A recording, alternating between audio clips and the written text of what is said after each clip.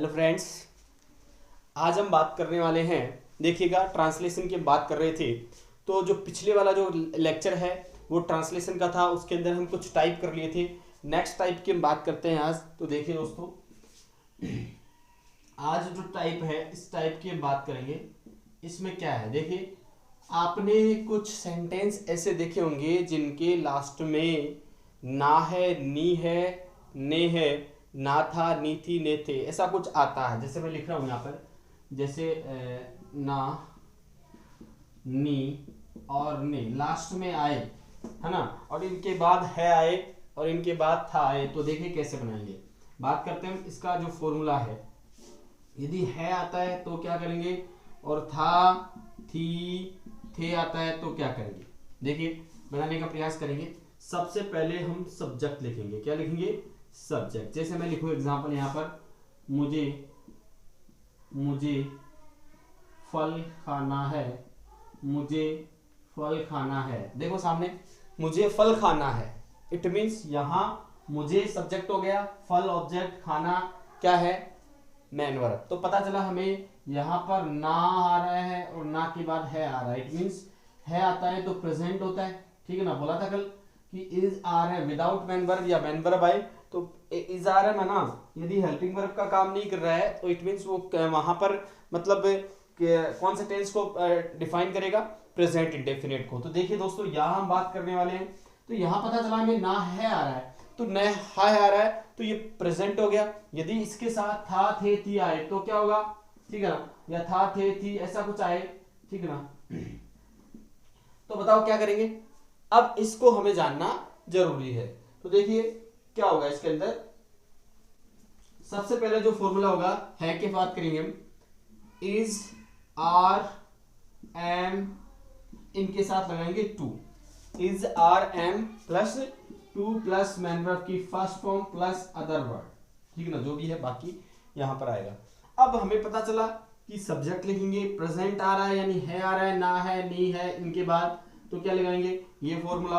अब था, थे, थी आ रहा है तो यहाँ पर क्या लिख देंगे, वॉज या वर का यूज हम करेंगे। देखिए था, थे, थी आता है तो यहाँ पर वॉज या वर का यूज हम करेंगे। अब उसी सेंटेंस को हम लेते हैं, मुझे फल खाना है। फल किसको खाना है, मुझे। तो मुझे सब्जेक्ट हो गया, इसका मतलब आई सब्जेक्ट है। अब इसके बाद हम देखते हैं, आई है तो एम आएगा एक साथ, I am to. Main verb क्या है बताओ, खाना, ईट। तो आई एम टू ईट, क्या खाना है, फ्रूट खाना है या फ्रूट्स खाना है। तो यहाँ क्या हो गया, I am to eat fruits. यदि यही सेंटेंस पास्ट में है, ठीक है, समझ में आ रहा है। यदि आपको ये सेंटेंस आपको लास्ट में है की जगह था, थी दिया गया है तो देखिए हम क्या करेंगे, यहां पर इज, आर, एम की जगह वॉज वर्ब का यूज करेंगे। तो क्या हो जाएगा, I was to eat fruits. इसका मतलब क्या हुआ, मुझे फल खाना था, मुझे फल खाना था। देखिए दोस्तों, वीडियो को आप लास्ट तक देखें, क्योंकि यदि आपने इसको पूरा नहीं देखा तो आपको बहुत चीजें मतलब जो आगे की जो बातें हैं वो समझ में नहीं आने वाली है। इसलिए वीडियो को लास्ट तक देखें, अंत तक देखें, ये मेरी आपसे रिक्वेस्ट है। देखो आगे, I am to eat fruits, I was to eat fruits, पता चला हमें। अब देखो इसी प्रकार के दो चार एग्जांपल हम और लेते हैं तो और भी अच्छे से समझ में आ जाएगा। जैसे मैं लिखूं,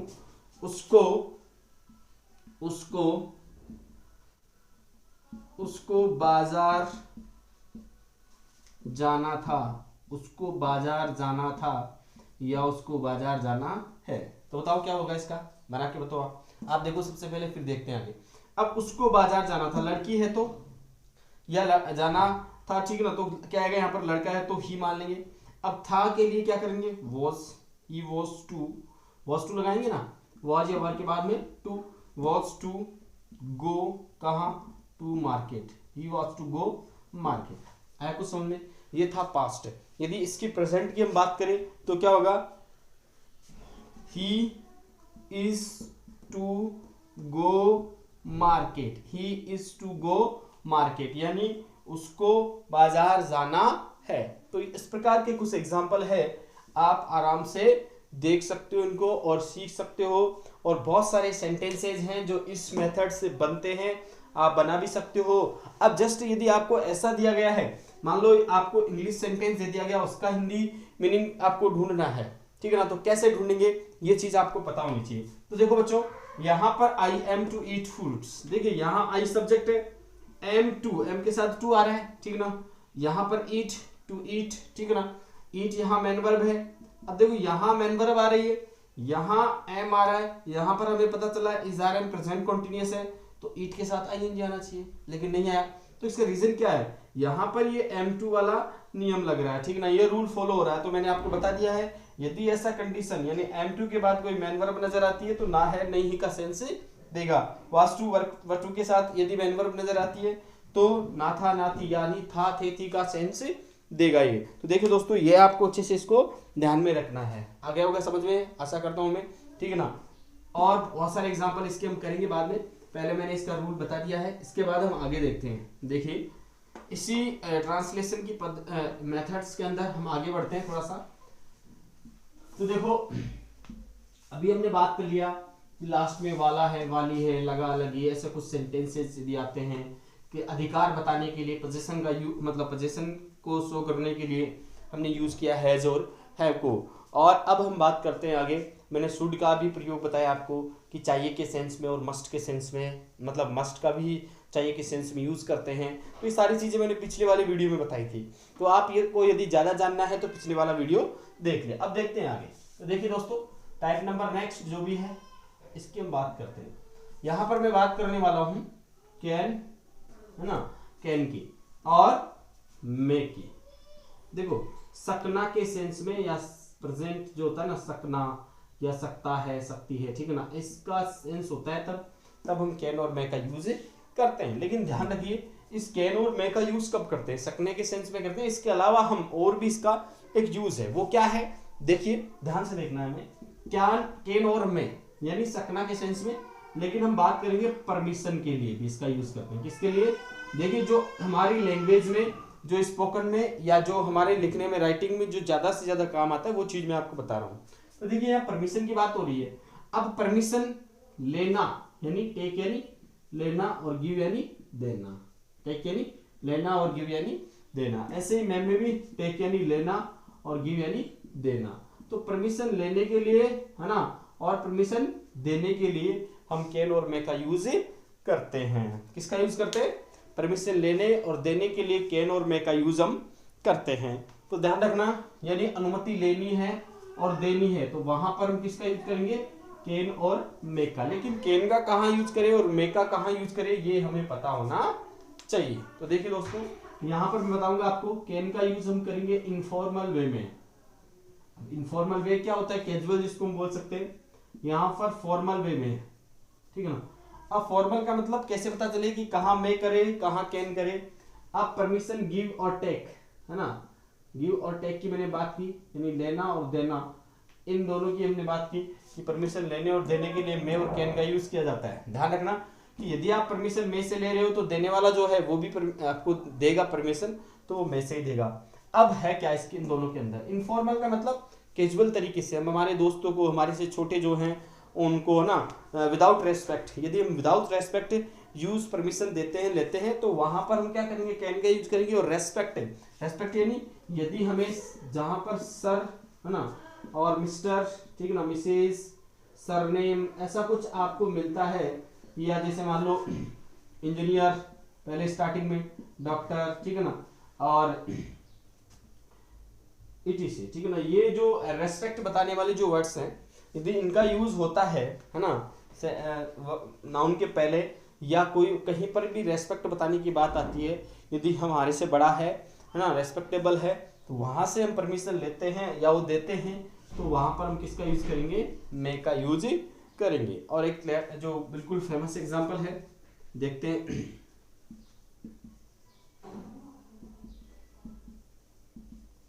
देखा होगा आपने, मे आई कम इन सर। देखिए यहाँ परमिशन लेने की बात हो रही है कि मैं क्या, मैं आ सकता हूँ क्या, ठीक है ना। तो यहाँ पता चला हमें सर आ रहा है, इट मीन्स ये फॉर्मल है, और फॉर्मल है तो फॉर्मल के लिए हम क्या करेंगे, मे। फिर आगे बोलेगा, ये तो इसने मतलब परमिशन ली, अब परमिशन देने की बात आती है तो वो क्या बोलेंगे, यस यू, यहाँ क्या आएगा, may, yes you may. It means यहाँ पता चला कि ये परमिशन ले रहा है और ये दे रहा है, तो हम यहाँ मे का यूज करेंगे और यहाँ पर किसका यूज करेंगे, के मतलब मे का ही करेंगे, लेकिन ये परमिशन लेने के लिए, देने के लिए। तो पता चला हमें कि परमिशन लेने और देने के लिए हम किसका यूज करते हैं, मे का भी यूज करते हैं और कैन का भी यूज करते हैं। लेकिन कैन का यूज कहाँ करते हैं, इनफॉर्मल वे में, और इसका यूज करते हैं फॉर्मल वे में। अब कैन का भी ले लेते हैं, जैसे मैं लिखूं राहुल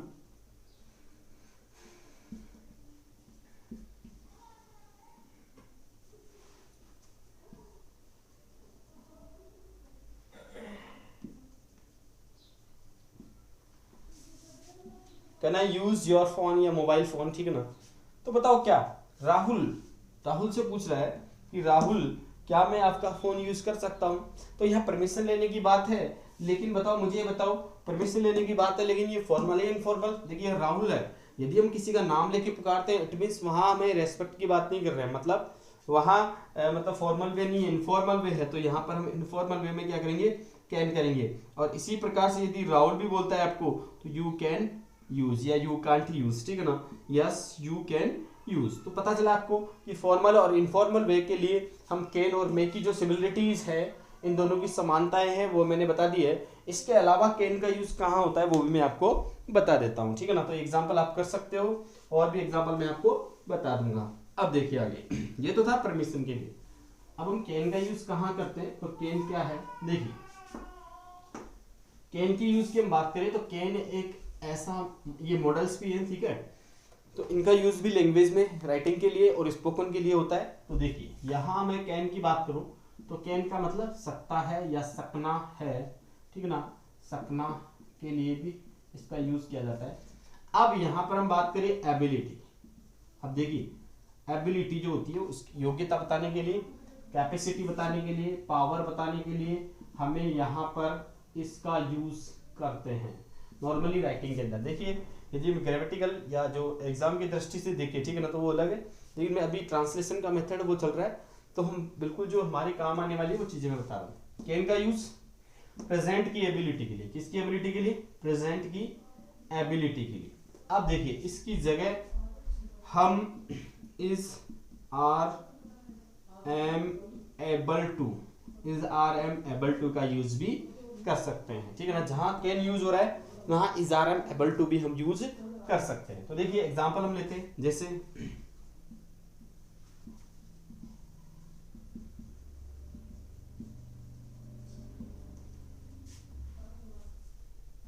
आई खालिस्तान लिफ्ट दिस बॉक्स, या मैं हिंदी में लिखूं राहुल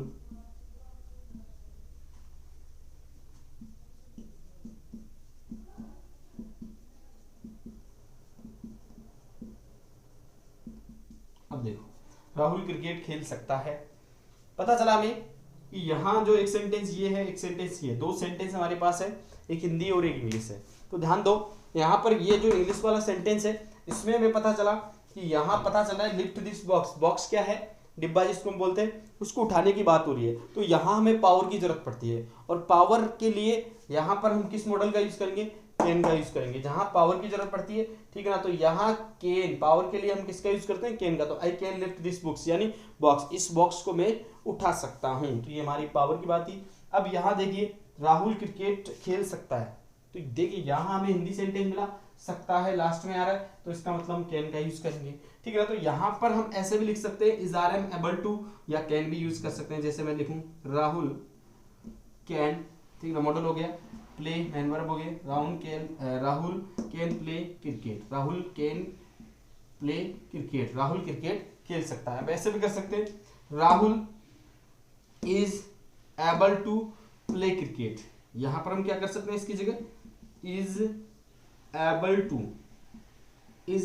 टू प्ले क्रिकेट, ये भी यूज होता है, ठीक है ना। तो ये इसकी जगह हम यूज कर सकते हैं। तो आई थिंक समझ में आएगा आपको कैन का यूज हम कहाँ कहाँ करते हैं राइटिंग के लिए, तो ध्यान रखना इस चीज का, ठीक है ना। आगे हम बात करते हैं, तो एक बार आप रिवीजन भी कर सकते हो, उसको देख सकते हो कि कैन का यूज सकता है सकना के सेंस में हम करते हैं, और यहाँ पर एबिलिटी शो करने के लिए, कैपेसिटी और पावर के लिए कैन को रिप्लेस कर सकते हैं is are am able to से, ठीक है ना। और ये सेंटेंस मैंने दिया है, इस सेंटेंस का ध्यान में रखेंगे, इसके बाद हम और भी एग्जाम्पल करेंगे। देखो अब इसी से रिलेटेड कैन, देखो प्रेजेंट की एबिलिटी बताने के लिए तो कैन का यूज होता है, लेकिन मैं बात करूँ पास्ट की एबिलिटी, कई बार ऐसा होता है, ऐसे थोड़ी है कि मैं खेल सकता हूँ तो आई कैन प्ले क्रिकेट, ठीक है ना, वह खेल सकता है, ही कैन प्ले क्रिकेट, या ही कैन प्ले, ठीक है ना, वह मोबाइल चला सकता है, ही कैन ऑपरेट मोबाइल, ठीक है ना, मैं मोबाइल चला सकता हूँ, आई कैन ऑपरेट मोबाइल, ठीक है ना, मैं मोबाइल खरीद सकता हूँ, आई कैन परचेज मोबाइल, ठीक है ना, और मैं अंग्रेजी पढ़ा सकता हूँ, I can teach English, everything, जो भी कुछ आप बोलना चाहो बोल सकते हो कैन से, सकना के सेंस में, सकता के सेंस में।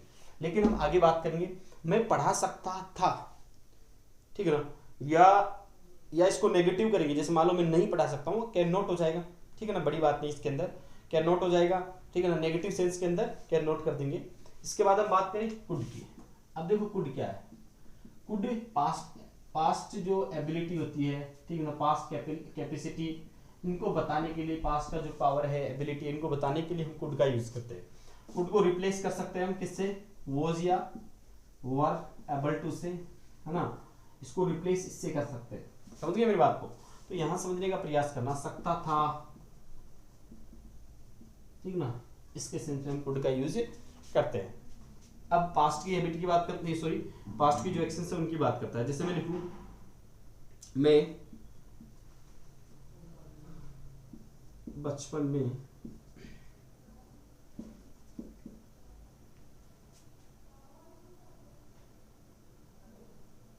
10 kg उठा सकता था। तो देखो यहाँ पता चला मैं बचपन में 10 kg यानी 10 किलो वजन जो है वो उठा सकता था। तो बताओ यहाँ सकता था पास्ट है तो मॉडल कुड का यूज करेंगे, यहाँ कैन का यूज नहीं होगा, ठीक है ना। तो यहाँ हम बात करते हैं, आई सब्जेक्ट हो गया, कैसे बनाएंगे, सबसे पहले सब्जेक्ट लिखेंगे, ठीक है ना, सब्जेक्ट लिखा कुड, और या is are was were able to, फिर इसके बाद क्या लिखेंगे, मैन वर्ब की फर्स्ट फॉर्म। ध्यान रखना मॉडल जो होते हैं, जितने भी मॉडल्स होते हैं, उन मॉडल्स की हम बात करें तो इनके साथ जो आने वाली जो मैन वर्ब है उसकी फर्स्ट फॉर्म का यूज हम करते हैं, चाहे कैन हो चाहे कुड हो, सभी मॉडल्स के साथ हम कैन का फर्स्ट फॉर्म का यूज करते हैं। तो आई कुड, मैन वर्ब क्या है, उठाना, लिफ्ट, आई कुड लिफ्ट, क्या उठा सकते थे, 10 kg, ठीक है ना, कब, मैं की अंग्रेजी, इन चाइल्डहुड, बचपन, ठीक है ना। तो ये हमें पता चला कि I could lift 10 kg in my childhood या इन चाइल्डहुड। तो ध्यान रखना ये कुछ एग्जांपल्स मैंने दिए हैं, इनका आपको ध्यान में रखना है और अच्छे से इनको समझना है। तो पता चल गया होगा कि मैं क्या आपको बताने वाला हूँ। कर दो साफ इसको, ठीक है। यदि आपको समझ में नहीं आया तो आप और देख सकते हो वीडियो को एक बार। अब इसी से एक एग्जांपल और देता हूँ मैं आपको, समझ लो आप।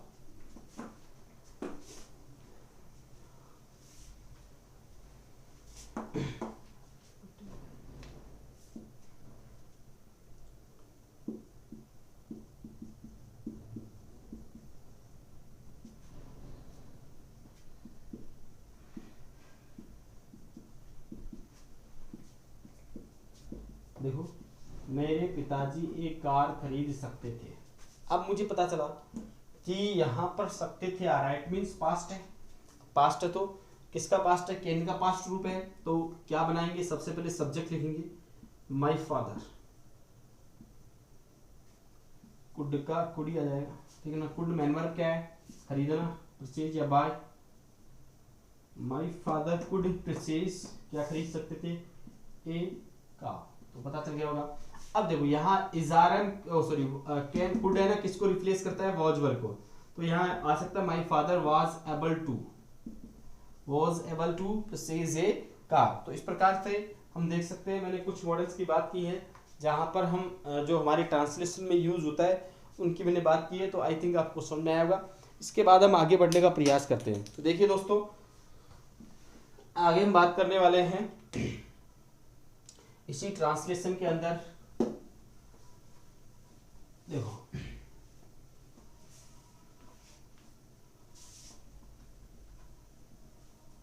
देखते हैं, अब सुनो, अब मैंने कुछ एडिशनल थिंग्स आपको बताई, ठीक है ना। इसके साथ साथ मैं कुछ वोकैब्स भी आपको बताऊंगा ट्रांसलेशन के अंदर कौन कौन सी कहाँ कहाँ क्या दिक्कत आती है। उसके बाद अब देखो कुछ टेंस के ऐसे मेथड्स हैं, टेंस का मतलब जो हमारे इसमें काम आता है ट्रांसलेशन के अंदर, तो वो भी मैं आपको बताना चाहता हूँ। देखिए टेंस तो इम्पोर्टेंट है, उनके जो भी मेथड्स है उनकी हम बात करेंगे। तो कौन कौन से काम आते हैं हमारे, वो हम देख लेते हैं एक बार। हाँ, एक बार जानना जरूरी है। देखिए सबसे पहले हम ट्रांसलेट करते हैं तो हमें सब्जेक्ट की आवश्यकता होती है। किसकी आवश्यकता होती है? सब्जेक्ट की। किसी भी वाक्य के अंदर ये ट्रांसलेशन, हिंदी वाक्य हमने देखा, अब हिंदी वाक्य देखने के बाद में हमें ट्रांसलेशन के लिए सब्जेक्ट की आवश्यकता होती है। अब हमें पता कैसे चले कि सब्जेक्ट क्या है, सब्जेक्ट क्या हो सकता है? देखिए सब्जेक्ट एक नाउन हो सकता है, ठीक है ना, नाउन हो सकता है। अब नाउन सिंगुलर भी हो सकता है और प्लूरल भी हो सकता है, ये पता होना चाहिए। नाउन सिंगुलर भी हो सकता है, प्लूरल भी हो सकता है। इसके बाद हम बात करें, एक प्रोनाउन भी हो सकता है ना, सब्जेक्ट प्रोनाउन भी हो सकता है। अब ये प्रोनाउन सिंगुलर भी हो सकता है और प्लूरल भी हो सकता है। तो ध्यान रखना है हमें कि सब्जेक्ट नाउन हो सकता है, सिंगुलर हो सकता है, प्लूरल हो सकता है, प्रोनाउन हो सकता है, सिंगुलर हो सकता है, प्लूरल हो सकता है। इसके बाद हम बात करें, सब्जेक्ट जेरेंड भी हो सकता है, ठीक है ना। इसमें क्या होता है, वर्ब के साथ, वर्ब की फर्स्ट फॉर्म होती है और उसके साथ आईएनजी लगा हुआ होता है, ठीक है ना, जो हमेशा सिंगुलर होता है। क्या होता है? सिंगुलर होता है। इसी के बाद हम बात करें आगे, जो सब्जेक्ट है, एक इन्फिनिटिव्स भी हो सकते हैं। इन्फिनिटिव्स का मतलब 2 प्लस वर्ब की फर्स्ट फॉर्म, और ये भी हमेशा क्या होता है? सिंगुलर होता है। क्या होता है? सिंगुलर होता है। देखिए दोस्तों, पता चला होगा आपको कि सब्जेक्ट क्या क्या हो सकते हैं। हमें पता चल जाना चाहिए कि सब्जेक्ट क्या क्या हो सकता है। नाउन हो सकता है, नाउन सिंगुलर भी हो सकता है, प्लूरल भी हो सकता है। प्रोनाउन हो सकता है, सिंगुलर भी हो सकता है, प्लूरल भी हो सकता है। जेरेंड की बात करें तो वर्ब के साथ आईएनजी, ठीक है ना। और इसके बाद हम बात करें, ठीक है ना, इट भी सब्जेक्ट हो सकता है, देर भी सब्जेक्ट हो सकता है। देखिए ईट के बाद तो हम सिंगुलर ही लगाएंगे हमेशा, हेल्पिंग वर्ब, लेकिन देर के साथ प्लूरल भी हो सकती है ना, और सिंगुलर भी हो सकती है। देर सिंगुलर भी हो सकता है और प्लूरल भी हो सकता है। इसके साथ आने वाली जो भी हेल्पिंग वर्ब है वो सिंगुलर भी आ सकती है और प्लूरल भी आ सकती है। तो ये बेसिक चीजें, इन चीजों को हमें ध्यान में रखना है। इसके बाद हम जो टेंस का है वो लेके चलेंगे कि टेंस से हम बिल्कुल स्टेप बाय स्टेप, मतलब जो भी आप एक्शंस आप करते हो, है ना, उनकी इंग्लिश या जो भी आप सोचते हो उसकी अंग्रेजी में आपको बताऊंगा। इसके साथ साथ ही हम ये भी पढ़ते रहेंगे, एडिशनल यूजेज भी पढ़ेंगे, जो बीच बीच में हमारे काम आएगा वो मैं बताता रहूँगा आपको। टेंस की भी हम बात करेंगे, उसके बाद जो भी इम्पोर्टेंट है वो हम लेके चलेंगे। तो देखिए दोस्तों, आज के लिए काफ़ी है। वीडियो यदि आपको पसंद आया हो तो वीडियो को आप ज़्यादा से ज़्यादा शेयर करें। Thank you.